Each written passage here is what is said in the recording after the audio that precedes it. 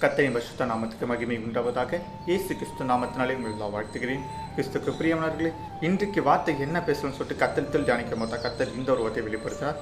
வாங்க வார்த்தைகளை கடந்து போகலாம். நீதிமொழிகள் 11ஆம் அதிகாரம் 30. ஆத்துமக்களை ஆதாய்க்கு பண்ணிக் கொள்கிறவன் ஞானம் உள்ளவன். ஆமென். யாரெல்லாம் வசந்த விசுவாசிக்கிறீங்க? ஆம், கிறிஸ்துக்கு பிரியமானவர்களே, இன்றைக்கு அநேக பேர் பார்த்து கொண்டு இருக்கிறோம். சில விஷயங்கள் பார்த்தீங்கன்னா தவறான வழின்னு தெரிஞ்சும் பார்த்தா தவறான வழிக்குள்ளே போய் கொண்டு இருக்காங்க.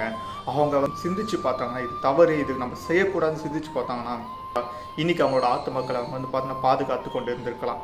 இன்னைக்கு அவங்க சிந்திக்காமல் பார்த்தோன்னா அந்த தவறான பாதைக்கு அவங்க போய் அவங்களோட ஆத்துமக்களை அவங்களே அழிச்சு கொண்டுட்டாங்க. இன்னைக்கு கர்த்தர் நம்மளை பார்த்து பேசுகிறார். ஆத்துமக்களை பாதுகாத்து கொள்ளுகிறவன் பார்த்தீங்கன்னா ஞானம் உள்ளவன் என்று. இன்னைக்கு நம்மளுக்கு கொடுத்த ஞானத்தை பார்த்தீங்கன்னா பயன்படுத்தி நம்மளோட ஆத்துமக்களை நம்ம பாதுகாத்து கொண்டு கொள்வோம். ஸோ அவர் கொடுத்த வார்த்தைகளையும் வசனங்களையும் விசுவாசி நம்ம கர்த்தருக்குள் மகிழ்ச்சியாக இருக்கலாம். கர்த்தருக்குள் மகிழ்ச்சியாக இருங்க. கர்த்தர் தாம்போ நம்ம கேட்ட வார்த்தைகள் வசனங்களையும் வாசிப்பார். தேவ சமுதிர இடத்திலும் God bless you.